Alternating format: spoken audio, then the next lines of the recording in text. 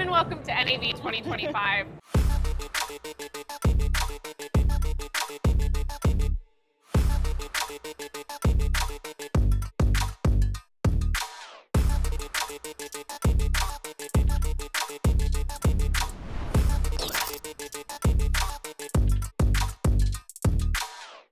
Myself to the same Hi, people. everyone, and welcome back to NAB 2025.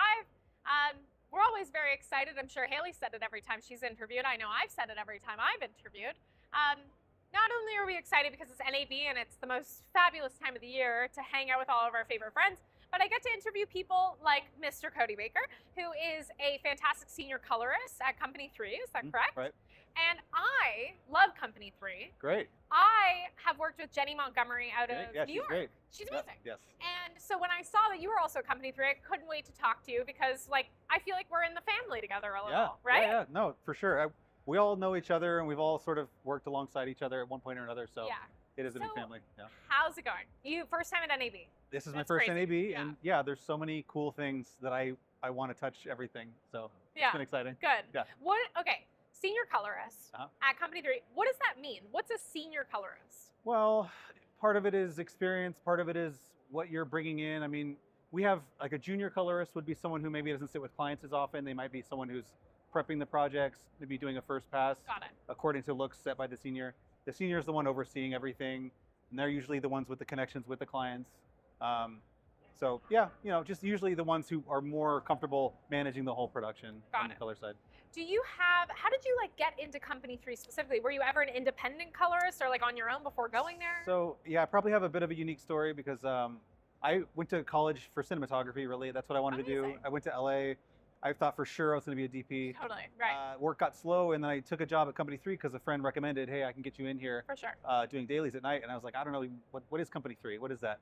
And I thought for sure I was going to leave after 2 weeks, but I ended up learning how integral color correction was to the final image, and I realized, oh, this is actually where I can have more impact than I might on whatever sets that I'd be shooting on. So yeah, I fell in love with it and just kind of worked my way up from starting at night, doing feature dailies, assisting, and then moving up to DI, assisting, and then finally getting my own shows and things. Oh my God.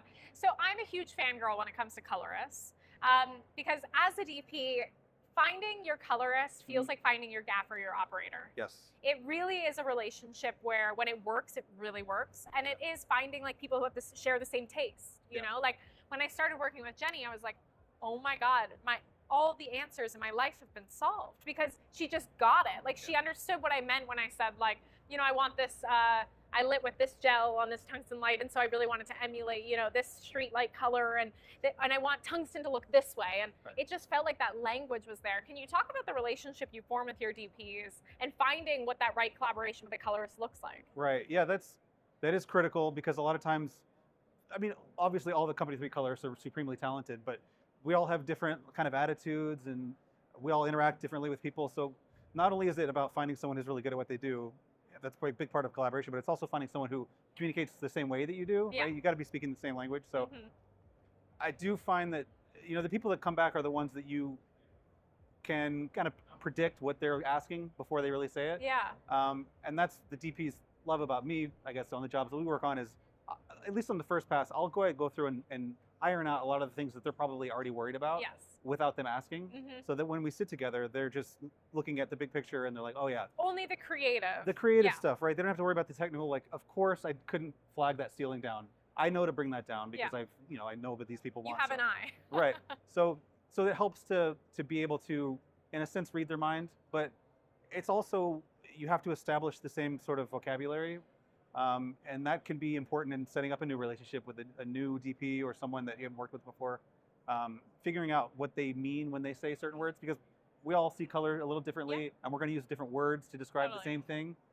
So it's about like, how can I be the best translator for you to give you what you want on screen with the tools that I have at my disposal? And once you have established that language, then that relationship is going to be even more successful, right? Because then we can focus on having fun, and it's also, there's more outside of the work too. Like we color together, but then maybe we'll actually go hang out afterwards, and that builds up the relationship too. So the language of like everyone seeing color differently is so interesting to me because I think it's the human species can see more colors of green than any other species on Earth because we used to predator versus prey and figuring out like the different shades of green and camouflage and stuff.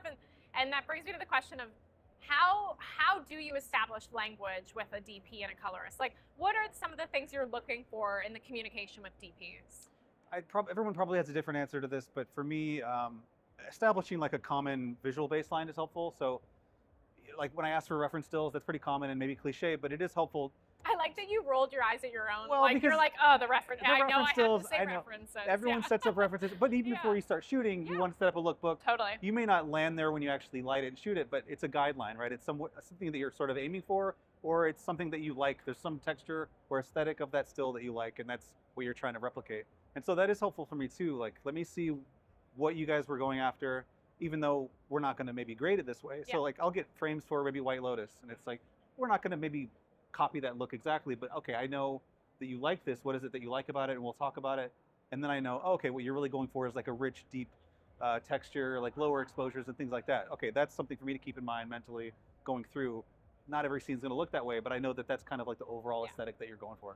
What are you noticing is like the common theme with color grading right now? Like, I feel like there's different eras. Yeah. And I can tell you've already thought of something because you're like smiling ear to ear. So what is it? Tell me. Well, so this comes up online all the time, but people are like, why are movies so dark? Why are TV shows so dark? Well, so there's a few reasons why I think that is. One is just that we can now. That wasn't a possibility before. If you shot film really dark, it was going to get really grainy, and then you might lose things that you can't recover. Also, TV sets at home now are so accurate that we can keep things dark, and we know that it's going to be reproduced properly at home. So is it a trend? Yeah, probably. But also, like, DPs have always wanted to light things dark. We just couldn't do it because it was unpredictable, a little unreliable. So that's one trend. I don't know. I don't think it's a bad thing, though. I think that's just going to be, if you have to put an era on right now, that's probably what we're going to look back on and say, like, what's the craziest thing someone's asked you to do? Or, like, something that you just really didn't expect? Well, I mean, didn't expect. Someone sent me a YouTube link once on how to use Resolve to turn things black and white. And I was like, okay, I get At what point in your career was this? I mean, I had been doing it a while. Yeah. So it's like, I know what they wanted. They wanted to just say, like, make it black and white using this method. But you didn't have to send me the link. So that was kind of a weird thing. Why that method? Were they trying to achieve something like similar to how you would shoot with like a red filter in front of a exactly. Just mixing the colors. Yeah, instead of overall desaturation, they wanted to use RGB mixer, which is like, that's how I would do it anyway. Like, that would have been my default. Link on how to use the software. Which it goes back to the communication thing. Totally. So if you already have this vocabulary with someone, a lot of times we're now working together not just because I can give you exactly what you want. We're working together because you want to see what I can give you, right? So it's like, I see that's your reference, but a lot of times people will say, but show me something. Right. Give me something new, and then we'll see, because we may not like it, we might like it, and then maybe that branches off and we go in a new direction. So how do you handle mental health and your eyesight as a colorist? Yeah. Well, it's gotten tougher now that HDR is around. Oh my God, I didn't even think about that. Yeah, we're staring at brighter screens all the time, but I kind of use that jokingly as a technological problem, but really, we're still grading things overall, like average, the same brightness that we always were. We're just now able to let specular highlights and things go brighter when we want to. So a show like Star Trek Strange New Worlds, that's a show where, like, when we're in space and there's a big explosion, like, yes, we can embrace HDR, make it brighter, but if you look at the interior character scenes, like all those exposures, we're still making the same that we would have in SDR anyway, because that's kind of like aesthetically where we want it to land. So are you having to get like more nits, like brighter monitors in your suites? Yeah, we all, I think almost throughout all of Company 3, we have a Sony X300, which is a 1000 nit monitor. And how often do you have to calibrate them? They do it pretty regularly, yeah. Wow. Yeah, we have a lot of them, and they're all set up the same way. So, I mean, we have a whole team of engineers who go through and check all that stuff. So, yeah, they're calibrated fairly regularly. Yeah. Okay, let's do it. Let's name drop your credits. Name me like some really fun ones you really enjoyed. I may know. Okay, Station 11 was a show, came out 2021, I think. You did Station 11? Yeah, great show. Oh. So good. I bawled my eyes out at that ending. It's great. I need to read it as well. The book is good too. Really? That's what's great about the show is I'd read the book first, and I love the book, and the show is actually pretty different. So you came on as a fan, like Star Trek. Yes, yeah. Amazing. And Patrick Somerville, showrunner, he adapted that book in a different way that I didn't see coming, but it made it really good on its own. Oh, And I think that's the incredible. best adaptation is when they can stand It's on their own. incredible. Yeah. Great job. Next. Prey is a movie I did with Dan Trachtenberg. Yes. Okay. And Jeff Cutter Okay. shot it. Beautiful movie. I'm working with them again on another project Oh, cool. that's in the works now, so that'll be fun. What else? I have to Mythic look at my Quest? IMDb. Mythic Quest is good. Okay, Yeah, Mythic yeah. Quest did that for what, 4 seasons now? Wow. I don't know. We haven't heard if it's coming back. Come on, Apple, let's bring that back. I know, Apple. You're at the Black Magic booth. We know Yeah. you're there. You may be tuned in. Pick up this man's show for a 5th season, It's please. a great show, funny show. Also really well done. You know, I love seeing comedy that's done on like a big elevated production Yeah. level. Geez, I can never remember shows that I've done. You just I know I have a work lot, so but much. I've done a couple things. One that I mentioned earlier today, Yeah. Blood Drive. It's an older show. It got Oh. canceled. It was on Sci-Fi, but it was so over the top, like grindhouse gore, What and was that like? that was fun because we got to just do crazy things, like push colors way saturated in certain ways that you wouldn't normally do because it doesn't feel natural. But this is like a show where the cars are eating people. So yeah, let's go for it. You know. So that was a really fun one that I wish had gotten picked up, but I guess it was a little too weird Yeah. for the Aw. audiences. What is something that like we don't know because we're not colorists is really challenging for your job? As a cinematographer, Like as a cinematographer or director, like, and I don't work as a colorist. right? What's something that's really challenging for you that I may not know? That you Like, may not know. Yeah, like what part of the process? Like, is the movie 300? Yeah. Is that a hard thing to grade? So it's funny, that movie was being done when I started at Company 3, so I Okay. got to see that being done. I don't know that it's necessarily hard. It is a strong grade, but a lot of that is also being done in green screen effects and things. A lot of the backgrounds are being replaced, so I don't know that that's something that DP wouldn't have anticipated. Okay. But Like, if I give you footage, what Yeah. would you be like where you're like, this is really hard? I mean, obviously the absence of light, right? Because you don't have any information. sure. Fortunately, a lot of people I work with actually ask me these questions up front. Oh, that's good to know. They'll ask me, hey, I'm shooting on the AR wall. What are some things to look out for Oh, on this that's wall? smart. Yeah. Or we want to shoot black and white. But we can make a LUT for that so you Yeah. can monitor it, but what are some other things to watch out for? And so I can answer those questions then before they get too deep into That's production great. to where you can't reverse any of that. Got it. Yeah. Fantastic. So, okay, what's your number one like hot tip you would give for a colorist who's like getting started? They haven't done their first thing yet, but they want to do. They'll start with like maybe a student project or a short film. What are some of the things you'd be like? Make sure you have this set up, or make sure you have like this like mentality towards the project. Yeah, I think sometimes people can get caught up in trying to affect it, like trying to give it a look, when really it's about the whole thing. You've got to make it all work as a whole, and that doesn't necessarily just mean balancing shot to shot, which I think is important, because just doing that regularly, you'll get a lot of practice as a colorist. Just make things match, Yeah. right? It sounds easy, but a lot of people starting out can't Oh do no, that yet. it's a nightmare. As a Right. DP who's tried it, Yeah, nightmare. You get like, you think you're good, and then you get like more along, and then you get to the end of like whatever you're doing, and you're like, wait, it looks completely different. from exactly, the because front.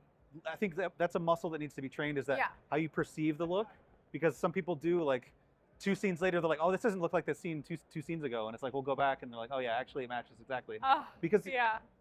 you kind of like get used to, the longer we sit on maybe a dark blue scene, your eyes will adjust, and then when you jump to the next scene, it can be exaggerated. So that's another thing to keep in mind when we're grading scenes too, is like, I know this feels not very red to you now, but let me show you, let me go back, and then we'll jump into it again, and you're like, oh yeah, that's blasting my eyeballs, it's so red. So that's a exercise I think to get used to when you're getting started out, is just go through the whole thing and then go through it again and see how you feel about it. And yeah, and then that's the technical side of it, right? Learning all the tools is something that everyone can do because the software is available. But once you get to the bigger level, it's about working with people. And some people are better at it than others. And that's where I think you see people's careers take off as a colorist, is if they're really good at the people too. Yeah. Not only good at the color part, but at interacting and being an advocate for the. You must be a pretty creative. good advocate then. I don't know. I mean, I guess so. You are. Doing pretty well. I'm Yeah. giving you the badge. Yes. Cody, thank you so much for joining us. Of course. Where can we find you? Right now, well, I'm in LA. I work out of Hollywood mostly. Oh, fantastic. Yeah. Amazing. And then on Instagram, is it Oh yeah, Cody Baker Instagram, or- @JCodyBaker_CC. on Instagram. That's my color account. And Awesome. yeah, check me out. I'm now a fangirl because I love Station 11. Like, Great. it was one of the things where I was like, oh, my heart, you know, and Great show. great job. Yeah. Awesome. See you guys. Bye.